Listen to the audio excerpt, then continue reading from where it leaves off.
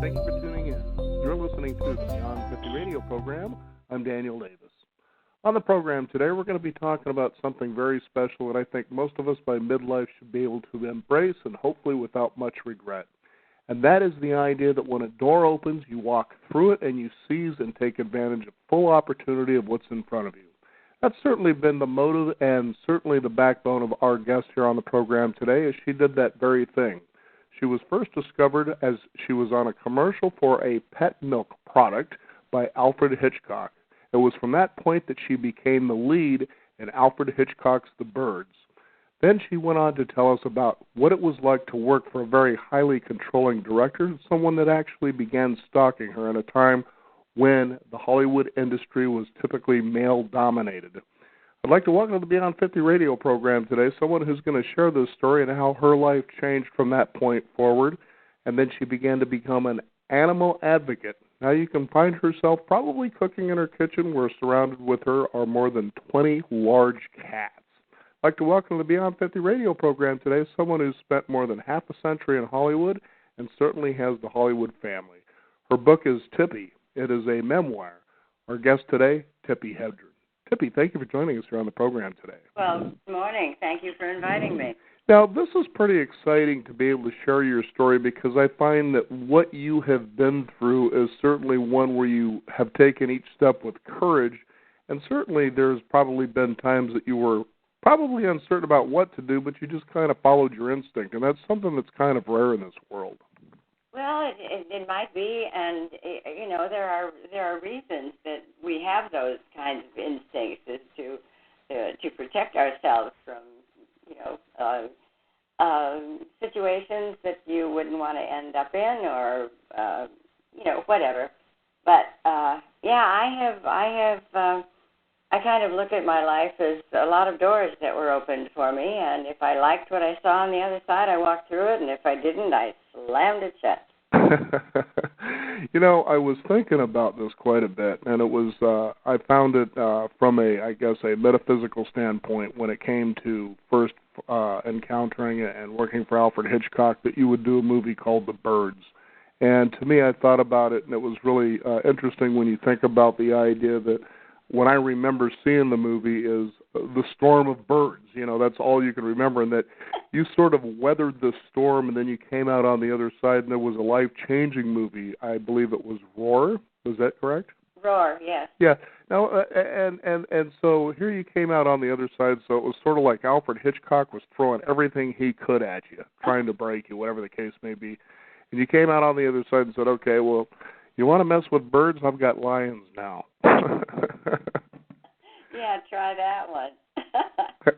Exactly. But what I noticed on the back cover of your book is that you have a raven. Yes. Now, how did you come to... Let's talk about that. Yeah. I became very, very good friends with the raven, and I named him Buddy. And he really bonded to me as I to him. It was really kind of a lovely little relationship, and we became such good friends that he would hop into my office and up onto my dressing table and play with the makeup, and then he'd sit on my shoulder, and then he'd jump on top of my head, and he really had a charming sense of humor, if you can think of a bird having a sense of humor, especially a raven. But he was an absolute delight for me. I really grew to love that little creature. Yeah, I thought it was interesting that, here it was a tumultuous time when working with Alfred Hitchcock and people knowing you very well for, the movie The Birds, and I seen that on the back cover, and I thought to myself, the raven, that's an interesting bird because that's something that's highly revered as royalty, especially in England. Yes. And, and to see that and then the grace of which you were poised on the back with that bird, and I thought to myself, it's sort of like, see, Alfred, I told you I could weather the storm. Well, we never called him Alfred. We called him Hitch. Hitch, okay. Yeah, nobody ever called him Alfred. I don't think he would have reacted if anybody said Alfred. Mm-hmm. Yeah. So let's talk about how all this culminated for you and the kinds of stories that you've been able to share with the people over the years. Oh, goodness, I wrote a book about it, you know. I had been a fashion model, and along with that come the television commercials, you know, which is really wonderful because it's so financially lucrative. And I did one that had a storyline to it. It was the Seago commercial. And I'm walking down the street, and I think I get out of my car, and I'm walking down the street, and this little boy whistles at me, and I turned around and smiled at him. And that is, that's the commercial that got Hitchcock, which was kind of fun. Right. And so I received a call asking if I was the woman on the Seago commercial, and I said, yes, why? And they said, well, there's someone interested in you. I said, who? And they said, well, why don't you come down and you can meet with him. And it was Alfred Hitchcock. That was a shock. Right. Because, I mean, that man was known all over the world. You know. I know during that time, too, he also had a television series, so he was a pretty powerful man in Hollywood as well. Yes. And I think that's what makes your story so compelling, is to realize what you were experiencing during that time, during your relationship at that time with him as an actress working under Hitchcock, is that this was a male-dominated industry. It was, it was much different than it is today, the kinds of things that were occurring then. Well, it wasn't to me because I didn't go by those rules anyway. Right. Well, of course, but what I'm saying is that, I really didn't. Yeah, this day and age, it'd be at least a little easier to deal with something like what he was doing. Describe what was going on there, if you don't mind. Well, he wanted to do a screen test, and which was great fun. He flew Martin Balsam, the actor from New York, to be my leading man, which I thought was, rather interesting, since we were in Hollywood with hundreds of actors who could have done this.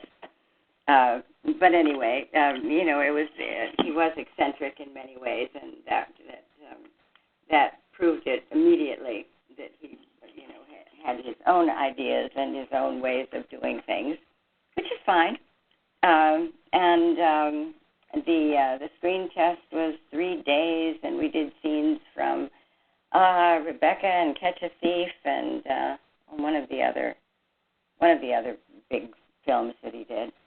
And the war. I had Rita Riggs was my wardrobe woman, and she had been doing films for all these great actors and dressing them and that sort of thing. Hitchcock, of course, was my drama coach, which was really fun, and I learned so much from him about acting, and the screen test was exciting, and it was all just movie fairy tale time.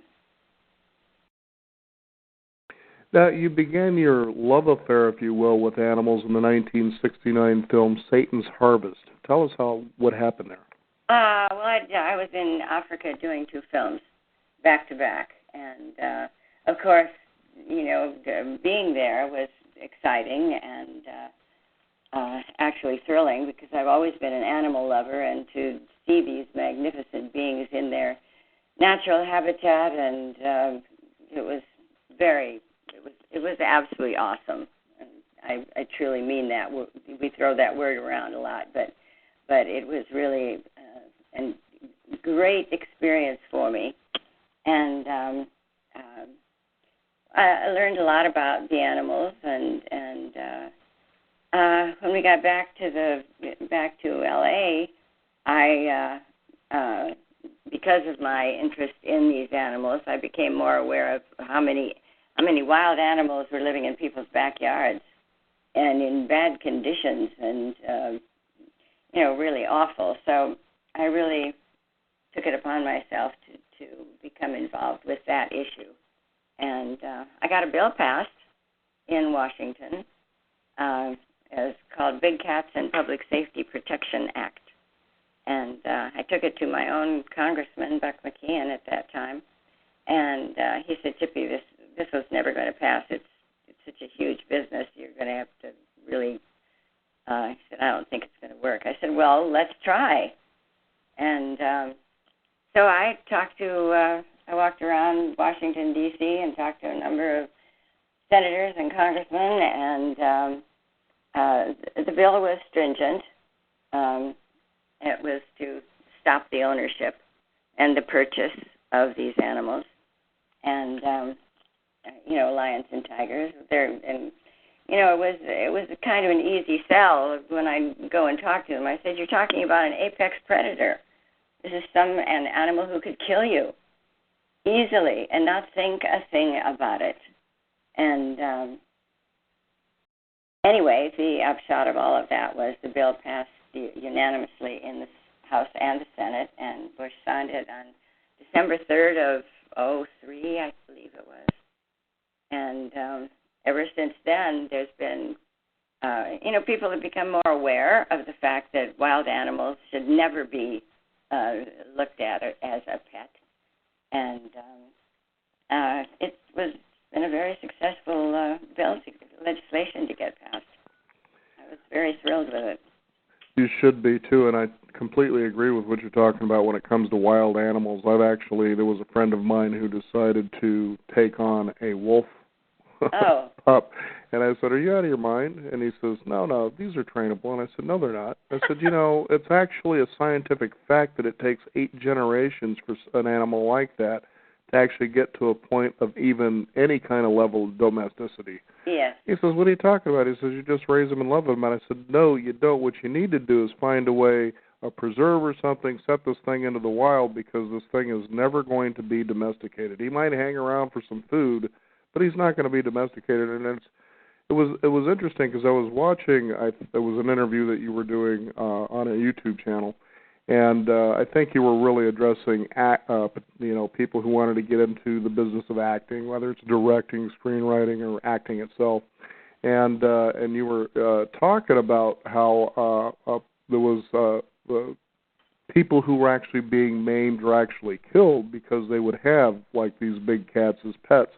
Yeah. And I thought to myself, why haven't these people learned? Look at what happened with Siegfried and Roy. Yeah. I mean, these are people that have exotic white tigers and lions in their act. I mean, they raise these things, and in fact, it's a well-known story where apparently there was a female tiger that actually put her baby cub, and I think it was Siegfried's lap.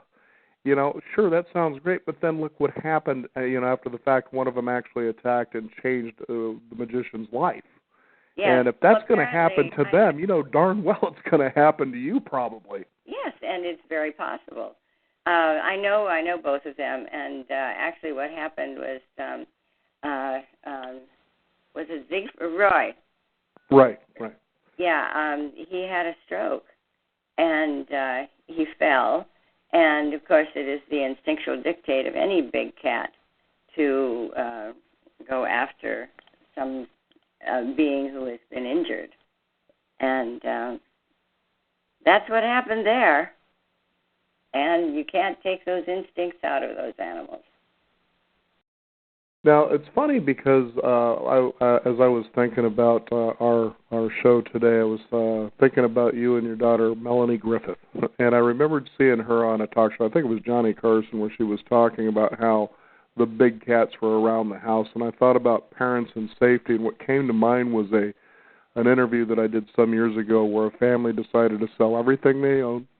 They decided they were going to go on a trip around the world. And here the parents were dragging along to places like the Sistine Chapel, the Leaning Tower of Pisa, things like this. And the kids were eventually just saying to themselves, we get it. But they said what was real eye-opening and where the whole thing changed was when they were in Africa and they got to see the big animals. And you worked on a 5-year project. That was the movie we mentioned earlier, Roar. And that was with your daughter, Melanie Griffith. So I think to myself, now this had to be a very complicated film and certainly probably kind of a dangerous film. I mean, you're working with the big cats here, and it was a 5-year project. And then I thought, after that particular interview, there was another one I did where another family decided to go and live in South America for a year. And there was a picture in this book, and I was talking with the mother of the family. And I said, down when you're in other countries, you got to be concerned about safety. If something happens, where do you run to a doctor? What kind of services will they provide, and are they good services? She says, yeah, I agree with you. And I said, so can I ask you, what was going through your mind as a mom when you took this photo of your, 7-year-old son standing not more than 7 feet away from a South American caiman? And she just kind of laughed, and I thought, okay, but you ain't got nothing on Tippi. Yeah. Oh, that's true. Yeah, that is true. However, we all survived, and not without accident. There were several accidents, and many of us were hurt. And but you know what? We got right back up and went right back into it. So there you have it.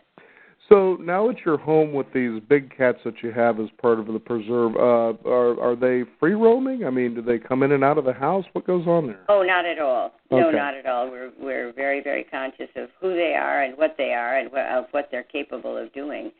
And I have a tiger whose name is Mona, who lives right adjacent to my house.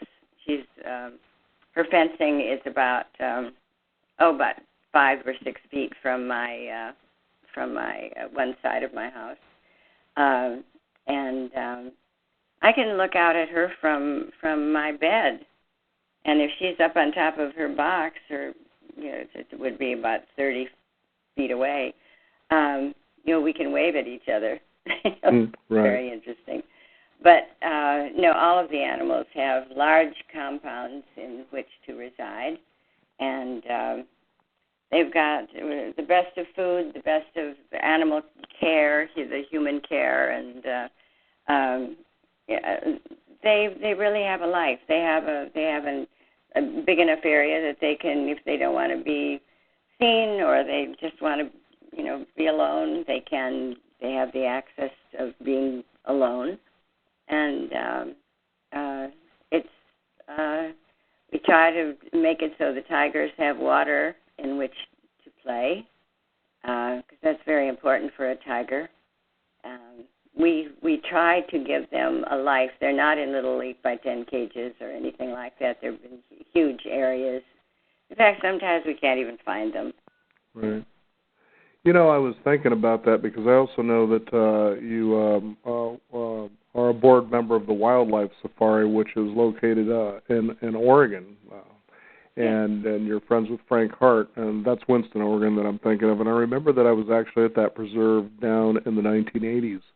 And there's an area that you go in, I think it's by bus, where you go into where the lions are. And they're kind of free roaming. But to me, there was a real sadness when they said, there's where the tiger is. And it was in a cage kind of off under trees somewhere. And I thought, that's not where tigers belong. And I'm kind of curious, are these cats just not able to be reintroduced into the wild? Have they been broken as a result of being in circuses or by yeah, no, they could never handle being in the wild. And, I don't know why we say that. I mean, I don't know that any of them have ever been put into the wild to see how they react or how the wild animals would react to them. But it's such a foreign way of life to them that I don't see how they could possibly survive. I really don't, and that's a tragedy. That alone is a tragedy. Right. Well, I'm very, very much against the breeding of these animals to be sold to anyone, and certainly not for to be an object of a circus or animal use in for whatever purpose, other than where they should be. It's just wrong. I know in Portland, Oregon, if you go along the Columbia River, there is a gentleman out there who has the largest parrot preserve in the world. And his what animal? It's a parrot, the parrot, which is probably one of the most highly sold animals there is when it comes to pets. And his story is that he bought himself a South American macaw, and without understanding what he was getting into. And he says that he went on to a trip to Hawaii for about 2 weeks. He came back to find the parrot had totally defeathered its whole front breast area. And he couldn't understand why that happened until he started researching what parrots are, what they're like in the wild, and so forth. And when you go to this place, you see this parrot sitting on the stoop, and there it is, and you realize, wow. And so he shows you a film and lets you know before he takes you on the tour what parrots are, and you begin to realize, wow, this is not an animal as much as we'd like to have them, sitting on our shoulder trying to say, Polly wants a cracker. That's not where they belong. No, it isn't. And, and I think the reason I kind of wanted to go to this level with this interview was to get people more aware of what your work was, especially there, but to be more conscientious about our connection and our relationships to the animals in the world because we share this planet with them.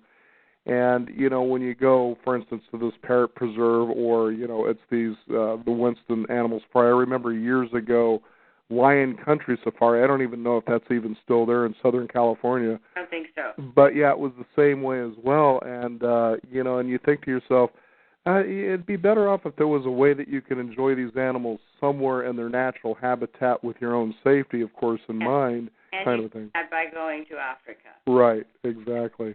So. Yeah.